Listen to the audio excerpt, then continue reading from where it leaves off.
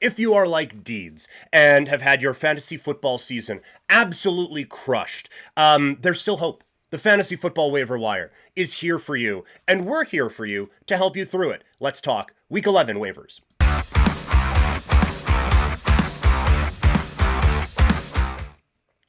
I just want to state, for those who are watching live over on the Twitch stream right now, Deeds in the chat saying, and I quote here, LOL, PK killed my fantasy year. Ha ha ha. Love you, PK. I just want to state for the record, it is not because of poor fantasy analysis that I have crushed Deeds' fantasy season this year. Although, make no mistake about it, I have crushed Deeds' fantasy team this year.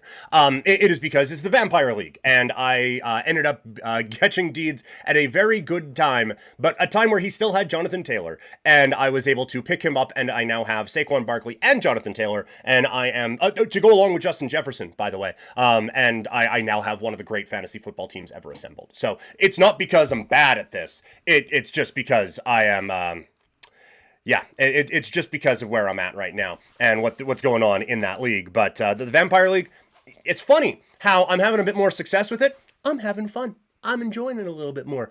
So really enjoying that with a few people here from the Twitch chats, that's for sure. But let's get into it now. Fantasy football time is here. Jacoby Brissett is our quarterback option for the week. He is 20% owned. It's predictable that, oh, hey, he didn't have as good of a game against not Dallas, but he's still been okay in relief of Kyler Murray, now facing a beat-up San Francisco 49ers defense. I think it's another opportunity to have a pretty good fantasy week. And let's just take a look here. Who do we have on bye this week? Only a couple. The Indianapolis Colts and the New Orleans Saints. I am hoping that the Saints being on bye doesn't affect your fantasy team even a little bit, because it shouldn't. But Daniel Jones has been relied on, certainly as a bye week fill-in for some teams as well. So Jacoby Brissett, if we just need to kind of keep that train rolling with Daniel Jones on a bye, I think Brissett is probably the best option. By the way, our cutoff is 35% owned in leagues. Anyone above that, take a look in your leagues anyway. These are just the ones who are 35% and lower for the ownership ranking right now on Yahoo. At wide receiver, Tez Johnson, 33% owned. 20 targets in the last 3 weeks, 2 touchdowns in the loss against the Pats. Now a good matchup here against the Buffalo Bills. And still, Godwin doesn't seem like he's coming back anytime soon. Mike Evans definitely isn't coming back anytime soon. But Baker Mayfield is still ballin'. So this is a very good opportunity for Tez Johnson to continue to put things up. Like you saw at Buffalo, they just got iced and diced by the Miami Dolphins last week. They've given up some big numbers as the season's gone on. So I think Tez Johnson is certainly a play that we can be looking at this week. The next one, if his quarterback would have put it in the right spot, Christian Watson has a really good day against the Philadelphia Eagles. He's still just 32% owned. It ends up with only a couple of receptions last week and 2 in each of the last 2 games, but I still think he's really good. And now they go from playing the Philadelphia Eagles defense to the New York Giants defense, which just got their coach fired. So this is a very good get-right opportunity for this Packers offense, and I think Christian Watson has his real big breakout day. The fact that he's only 32% owned still absolutely stuns me. Flabbergasted, even. At running back, Bam Knight, 25% owned. Double-digit touches in the last 4 weeks. It has been a bit of a timeshare there, and he's not great. We are not doing this because he is a diamond in the rough talent. We are doing this because this is a very good opportunity with this offense. Like I said, double-digit touches in each of the last 4 weeks. Now going up against the 49ers defense that, again, is pretty banged up. So this is, again, the opportunity for Bam Knight, I think, I don't think this is a league-winning move. But this is hey, we're missing Jonathan Taylor this week. We're missing Alvin Kamara this week. We need to fill that spot. Bam Knight is just going to get us across the finish line. I don't think he's going to win the week for you, but he ain't going to lose it either. This next one, we continue to put this in kind of the luxury purchase category. It is Tank Bigsby, 26% owned. He's the backup for Saquon Barkley. Clearly, week 8 was a one-off. I thought with Barkley getting a little bit banged up in that game and Bigsby having the success that he did, I thought you'd see not a timeshare, but not 100% to 0, basically, which is what we had with Bigsby. I thought he'd be a little bit more involved in the offense, but I do think that There is value there as a handcuff. I think he showed that if something happens with Saquon, which isn't out of the realm of possibility, but if something happens with Saquon, he is a guy that can go in and be really effective for the Eagles. This next one kind of feels like a handcuff, but it's not. It's Blake Corum.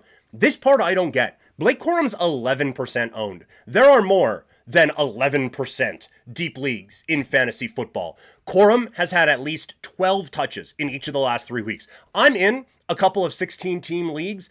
I would do horrible things to get a running back with double-digit touches in each of the last 3 weeks. Are you kidding me? So this guy at 11% owned, he is clearly part of the game plan, and he becomes a huge part if something happens with Kyren Williams. It's not a cake matchup this week against Seattle. It's going to be tough.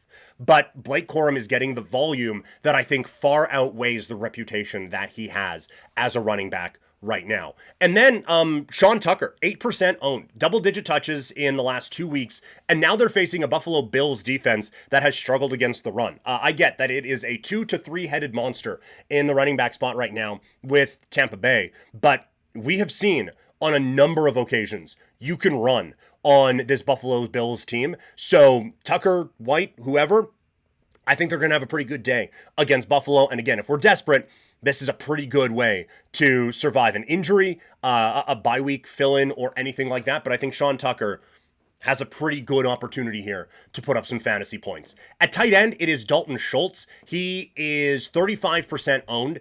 This offense is getting better, and he's becoming a bigger part of it.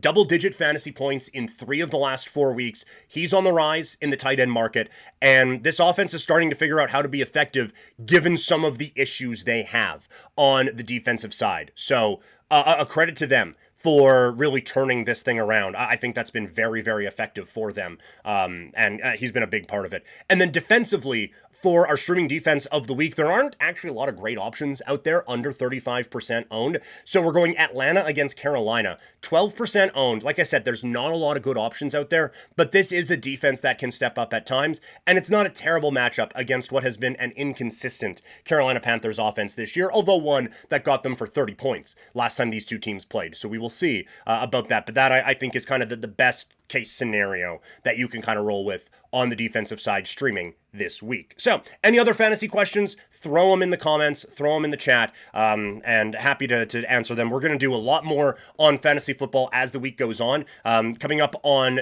Wednesday, we are doing the live stream. Again, it is going to be at 11 a.m. Mountain Time ish. We're going to roll with that. It is, we're going to do our waiver wire rebound. Going to look at the players who were dropped the most in this fantasy time, or in this waiver wire time, and see what value we can find in that, and see who is still available to help you out there as well. We're also going to do the full fantasy preview for the week.